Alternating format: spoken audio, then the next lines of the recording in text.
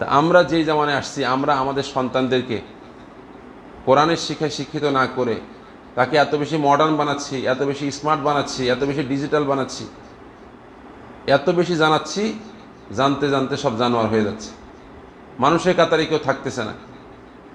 এই সন্তানরাই কিছুদিন পরে পিতামাতাকে বৃদ্ধাশ্রমে রেখে আসতেছে। আমাদের কাছে অনেক মানুষের চোখের পানি আছে যারা চক্ষু লজ্জার ভয়ে, সামাজিক লজ্জার ভয়ে, মান মর্যাদার ভয়ে সন্তানের নির্যাতনের কথা কাউকে মুখ ফুটে বলতে পারতেছে না।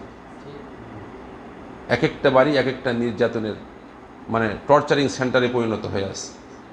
আল্লাহ তাআলা আমাদের সবাইকে এমন সন্তান থেকে আল্লাহ তাআলা হেফাজত করেন। অথচ সন্তান হবে চক্ষুর শীতলতাকারী। সন্তান দুনিয়াতেও অ্যাসেট হবে, আখিরাতেও কি হবে? অ্যাসেট হবে। এই জন্য বলছে আমাদের বড়রা বলেন যে ভাই আমরা সন্তানের জন্য, এই যে আমরা সকাল থেকে নিয়ে সন্ধ্যা পর্যন্ত আমরা এত মেহনত করতেছি, এত পরিশ্রম করতেছি, উপার্জন করতেছি, কাদের জন্য? সন্তানদের জন্যই তো, ফ্যামিলির জন্যই তো। নিজে খাইতে কয় টাকা লাগে? কিন্তু আমরা সন্তানরা যে মানুষ হবে, দিনের উপরে উঠবে, এই ফিকির আমরা করতেছি না। সন্তানের জন্য আমরা সম্পদ আহরণ করতেছি। এই জন্য আমাদের বড়রা বলেন ভাই তুমি সন্তানের জন্য সম্পদ আহরণ বেশি করার দরকার নাই, তুমি সন্তানকে সম্পদ বানাও। কাকে সম্পদ বানাও? সন্তানকে তুমি অ্যাসেট বানাও, সম্পদ বানাও। তাহলে এই সন্তান দুনিয়াতেও তোমার জন্য সুখের কারণ হবে এবং আখিরাতেও এই সন্তান তোমার জান্নাতে যাওয়ার জরিয়ার ওসিলা হয়ে যাবে ইনশাআল্লাহ। এই জন্য আলহামদুলিল্লাহ আমরা যারা এখানে আসছি, আমরা নিজেরাও আমাদের সন্তানদেরকে দিনের উপরে রাখার চেষ্টা করব। তার basic knowledge, fundamental knowledge, primary knowledge আপনি তাকে পরবর্তীতে তাকে স্কুলে পড়ান, কলেজে পড়ান, সমস্যা নাই।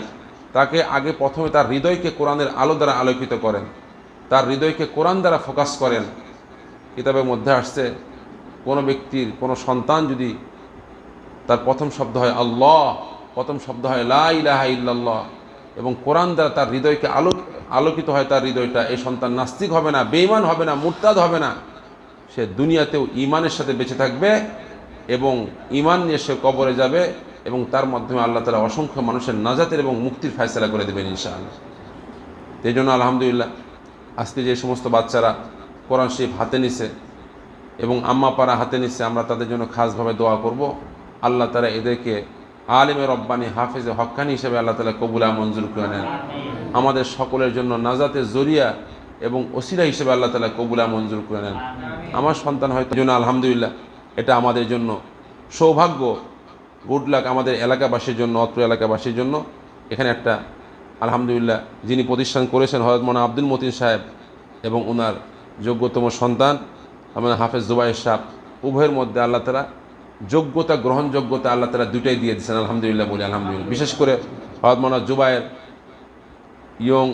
উদীয়মান একজন ছেলে, ছেলে, যার মধ্যে আল্লাহ তাআলা স্পিরিট, এনার্জি, যোগ্যতা আল্লাহ তাআলা দিয়ে দিয়েছেন। আল্লাহ তাআলা আরও উত্তরোত্তর আল্লাহ তাআলা তার যোগ্যতাকে আল্লাহ তাআলা বাড়িয়ে দিন, সবাই বলে আমিন। বেশি করে দিনে খেদমত করেন, নিবেদিত প্রাণ হয়ে দিনে খেদমত করার তৌফিক দান করেন। তো এই জন্য হযরত মাওলানা জুবায়ের সাহেব, বিশেষ করে হযরত মাওলানা আব্দুল মতিন সাহেব দামাত বারাকাতুহুম, উনি অনেক অভিজ্ঞ মানুষ, পুরাতন মানুষ, ওনার অভিজ্ঞতা আছে আলহামদুলিল্লাহ। তো ইনশাআল্লাহ আমরা যারা এলাকাবাসী আছি, আমরা এই প্রতিষ্ঠানকে মহব্বত করব, ভালোবাসবো, যাতায়াত করব, অর্থ দিয়ে সহযোগিতা করব, সন্তান দিয়ে আমরা সহযোগিতা করব। নিজের সন্তান যদি না থাকে, আমাদের পাড়া প্রতিবেশী তাদেরকে তশকিল করব যে ভাই এখানে একটা নতুন একটা প্রতিষ্ঠান হয়েছে, আপনি আপনার সন্তানকে এখানে দেন, খুব ভালো মানের, উন্নত মানের